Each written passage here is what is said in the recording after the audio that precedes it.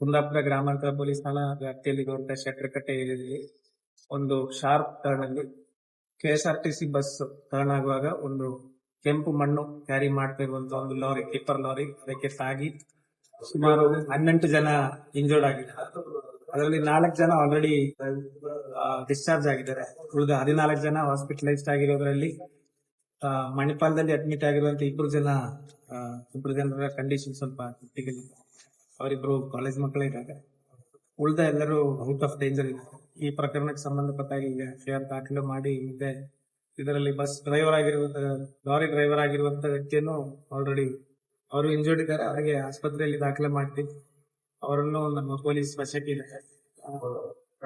ಮಾಡಿ ತನಿಖೆ ಮುಂದುವರೆದು ಅದರಲ್ಲಿರುವಂತಹ ವಿಚಾರಗಳು ಯಾರು ತಪ್ಪಿದೆ ಮತ್ತೆ ಯಾವ ಮಿಸ್ಟೇಕ್ಸ್ ಇದೆ ಅಂತ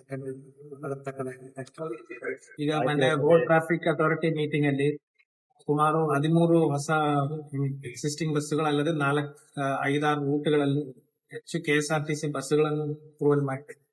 ಸದ್ಯಕ್ಕೆ ಪ್ರೈವೇಟ್ ಬಸ್ ಪರ್ಮಿಟ್ಗಳು ಹೆಚ್ಚು ಕೊಡ್ಲಿಕ್ಕೆ ಸರ್ಕಾರಿ ಪಾಲಿಸಿ ಪ್ರಕಾರ ಅವಕಾಶ. KSRTC ಬಸ್ಸಸ್ಗೆ ಅಡಿಷನಲ್ ಪರ್ಮಿಟ್ಸ್ ಮುಂಚೆ ಕೊಟ್ಟಿದಾಗೆಲ್ಲ ಬೇರೆ ಬೇರೆ ಕಾನೂನು ಹೋರಾಟ ಮಾಡಿ ಕೆಲವರು ಸ್ಟೇ ಮಾಡಿಸಿ, ಈಗ ಅದೆಲ್ಲ ಕ್ಲಿಯರ್ ಮಾಡಿ ಆಗುವಷ್ಟು ರೂಟ್ಗಳಲ್ಲಿ KSRTC ಬಸ್ಗಳು ಬಿಡ್ತಾ ಇದ್ದೀವಿ.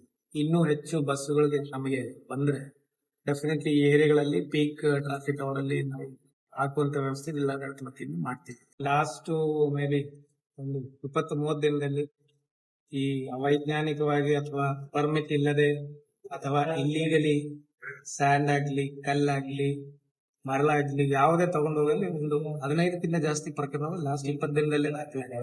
ಅದಲ್ಲದೆ ಸುಮಾರು 29ಕ್ಕಿಂತ ಜಾಸ್ತಿ ಚೆಕ್ ಪೋಸ್ಟ್ ಗಳಾದ್ಮೇಲೆ ಒಂದು 15 ವೆಹಿಕಲ್ಸ್ ನಾವು ಮೈನ್ಸಂಜಿಗಳವರೆಗೂ ಹ್ಯಾಂಡ್ ಓವರ್ ಮಾಡಿ ಕೆಲವೊಂದು ವಿಚಾರಗಳಲ್ಲಿ ಏನು ಲೀಗಲ್ ಆಗಿ ಏನು ಕೆಂಪು ಕಲ್ಲು ಪರ್ಮಿಟ್ ತಗೊಂಡಿದ್ದವರಾಗ್ಲಿ, ಮರಳು ಪರ್ಮಿಟ್ ತಗೊಂಡಿದ್ದವರಾಗ್ಲಿ, ಎಕ್ಸ್ಟ್ರಾ ಪ್ರಾಫಿಟ್ಗೋಸ್ಕರ ಪರ್ಮಿಟ್ ಇಲ್ಲದೆ ಓಡಿಸುವಂತ ಇದೆಲ್ಲ ನಮ್ ಗಮನಕ್ಕೆ ಬಂದಾಗ ಅದರಲ್ಲೆಲ್ಲ ಪ್ರಕರಣಗಳನ್ನು ದಾಖಲೆ ಮಾಡಿ ಅರೆಸ್ಟ್ಗಳು, ಸೀಜರ್ಸ್ ಎಲ್ಲ ಮಾಡ್ತಾ ಇದೀವಿ. ಮುಂದುವರೆದು ಕೂಡ ಮಾಡ್ತೀವಿ. ಅದೇ ರೀತಿ ಇವತ್ತು ಏನು ಕೆಂಪು ಮಣ್ಣು ಲಾರಿ ಹೋಗಿದೆ ಅದಕ್ಕೆ ತಕ್ಕದಾಗಿ ದಾಖಲಾತಿಗಳಿತ್ತು ಇವಂತ ನೋಡ್ತೀವಿ. ಇಲ್ಲಿ ಇಲ್ಲ ಅಥವಾ ಅದಕ್ಕೆ ಸೆಪರೇಟ್ ಏನಾದ್ರು ಪರ್ಮಿಷನ್ ಬೇಕು ಅದು ತಗೊಂಡಿಲ್ಲ ಅಂತಿದ್ರೆ ಅದಕ್ಕೆ ತಕ್ಕದಾಗಿ ಅದು ಸೆಪರೇಟ್ FIR ಮಾಡಿ ತನಿಖೆ ಮಾಡ್ತೀವಿ ಅಂತ ಹೇಳಿ.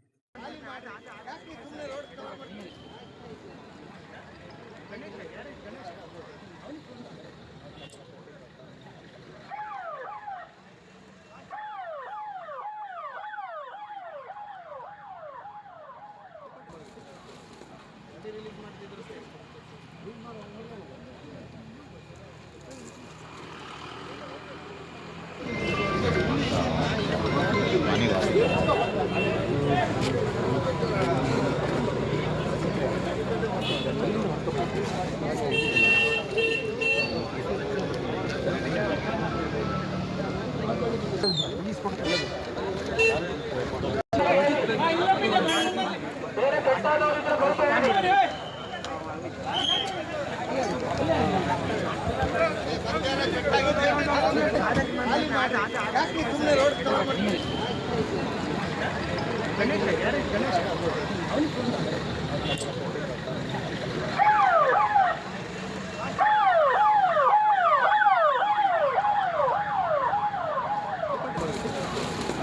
ರಿಲೀಸ್ ಮಾಡ್ತಿದ್ರು